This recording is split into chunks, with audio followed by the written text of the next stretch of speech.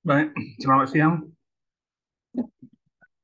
Siang Pak, Yang Pak, Ya, kelihatan kelihatan nggak paparan saya? Kelihatan nggak?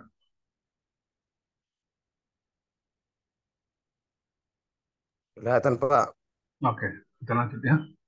Sebelum kita lanjut, saya ingin umumkan bahwa minggu depan kita tidak ada kuliah. Kita akan cari penggantinya nanti pada waktunya.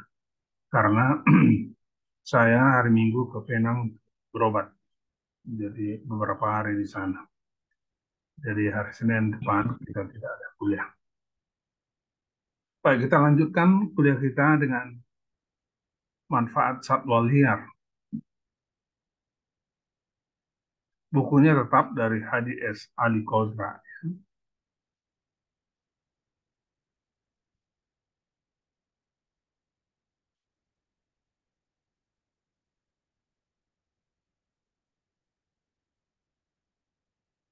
Ada istilah-istilah yang terkait dengan ini, yaitu eksploitasi.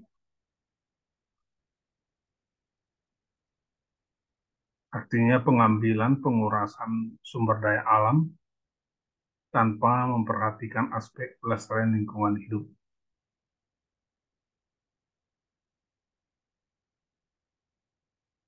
Biasanya digunakan untuk benda-benda mati. Istilah eksploitasi ini biasanya digunakan untuk benda-benda mati seperti tambang, minyak, batu bara, dan lain segala macam.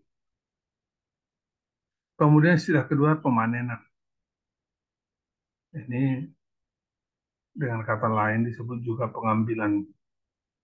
Dan ini lebih kepada istilah ini pada makhluk hidup. Jadi pemanenan yaitu pengambilan binatang atau satwa atau tanaman. Kalau pemanenan itu berlebihan disebut pemanenan berlebihan. Jadi, tapi kadang-kadang istilah eksploitasi juga digunakan untuk hewan satwa, eksploitasi binatang, eksploitasi satwa dalam artian ini sangat negatif, sangat negatif. Tapi untuk kepentingan kita, kita tetap menggunakan dulu istilah standar ini bahwa eksploitasi itu untuk eh, benda-benda mati, sedangkan pemanenan itu untuk tanaman dan hewan. Satwa liar itu bisa memberikan nilai ekonomi seperti rekreasi, olahraga, berburu, atraksi, pemanenan, game farm, ranching, game farm. Misalnya untuk rekreasi adalah Taman Nasional Pulau Komodo Flores, Nusa Tenggara Timur. Di pulau itu hidup komodo, ini makhluk tua, dan ini menjadi tempat rekreasi. Hanya ada di Indonesia, hanya ada di Taman Nasional Pulau Komodo ini di dunia, komodo. Kemudian yang kedua, Taman Nasional Bunaken, ini di Sulawesi Utara. Ini tentang terumbu karang, terumbu karang. Sangat cantik terumbu karangnya. Tapi memang terumbu karang ada juga di sangat bagus juga di Nias, Pulau Nias.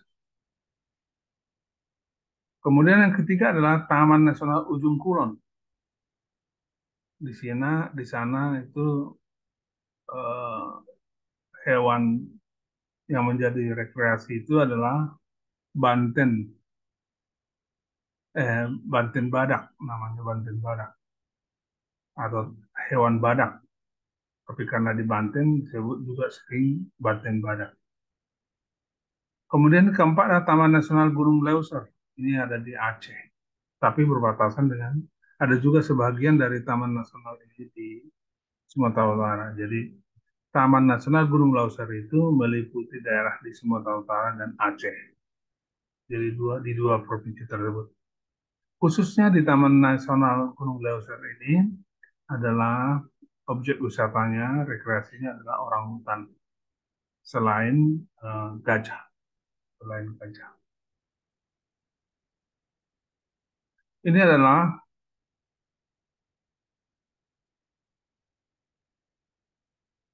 beberapa spesies langka yang dilindungi yang berada di Taman Nasional Gunung Leuser. Di antaranya orangutan Sumatera, bahasa latinnya Pongo Primamus habeli. Kemudian badak Sumatera, kemudian harimau Sumatera, kemudian gajah Sumatera, kemudian beruang madu, kemudian rangkong papan, kemudian ajak dan siamang. Ini semua bisa kalian searching nanti di internet untuk melihat apa wajah, apa performance dari spesies-spesies ini. Di Sumatera Barat misalnya ada juga olahraga berburu. Ada organisasi di sana yang mendapat eh, kegembiraan ketika berburu babi. Bukan untuk dimakan, tapi babi hutan itu mengganggu mengganggu budidaya tanaman masyarakat sehingga diburu. Kemudian tiga, hewan itu bisa dimanfaatkan sebagai hewan atraksi. Misalnya atraksi lumba-lumba, kalian bisa lihat nanti di YouTube-nya, kalian bisa lihat di YouTube. Link URL YouTube-nya saya sudah sertakan di sini. Keempat, pemanenan. Pemanenan satwa liar dapat dilakukan asalkan tidak mengganggu kelestarian populasinya.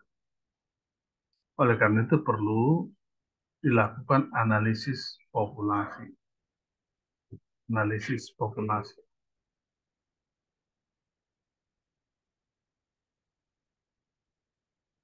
Tentu saja perlu ada pengaturan berburu. Misalnya lama dari musim berburu. Jadi tidak sepanjang hari selama 1 tahun boleh berburu. Ada masa di mana boleh berburu, tapi ada masa di mana dilarang berburu.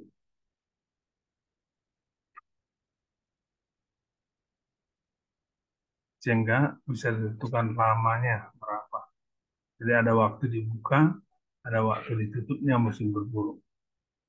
Juga ada daftar spesies yang boleh diburu dan berapa jumlah yang dapat dipanen. Sebagai contoh sebenarnya adalah uh,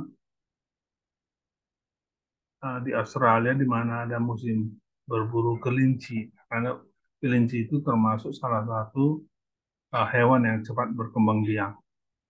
Oleh karena itu pada musim panas tertentu boleh berburu kelinci.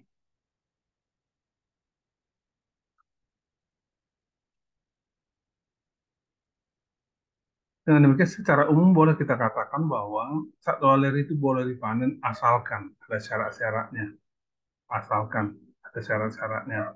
Pertama, ada tujuan ekologis, yaitu mempertahankan keseimbangan ekosistem. Misalnya satwa liar itu bersifat predator terhadap satwa yang lain, sehingga mengganggu, mengancam satwa yang lain, maka predator itu harus dikurangi. Kemudian yang kedua adalah tujuan pemanenan satwa liar ekonomi. Ini untuk memenuhi keperluan hidup manusia, ya, keperluan hidup manusia. Kadang-kadang rakyat yang ada di sekitar hutan berburu rusa hutan atau berburu babi hutan untuk memenuhi kebutuhan hidupnya. Tapi kembali sekali lagi bahwa berburu ini ada syarat-syaratnya, ya, ada syarat-syarat. Kapan berburu, berapa banyak. Karena kalau babi hutan dihabisi semua juga, itu akan berbahaya bagi penduduk itu karena harimau akan kelaparan. Dia mengambil makanan dari mana saja. Akhirnya dia akan masuk ke perkampungan, melahap kambing penduduk, melahap kerbau penduduk, bahkan manusia juga bisa jadi korban eh, oleh harimau tersebut. Kemudian rekreasi sudah kita katakan tadi bahwa ada satu tempat di mana orang berrekreasi, berburu, babi hutan. Kemudian sosial, pemanenan satwa liar yang merusak tanaman atau yang menularkan penyakit. Itu yang saya katakan tadi, berburu babi hutan itu termasuk bagian daripada eh, eh, rekreasi karena menemukan kegembiraan. Jadi yang berburu itu mengalami kegembiraan, tetapi juga sekaligus mengurangi resiko tanaman penduduk atau dengan kata lain dia bersifat sosial.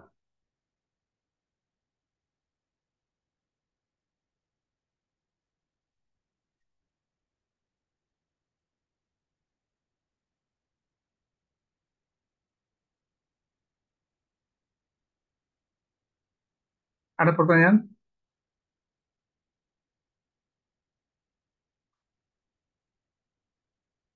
Ini pertanyaan itu kalian kerjakan aja di rumah, tidak harus dikumpul ya. Ini yang dia terakhir. Ada pertanyaan? Tidak ada, Pak.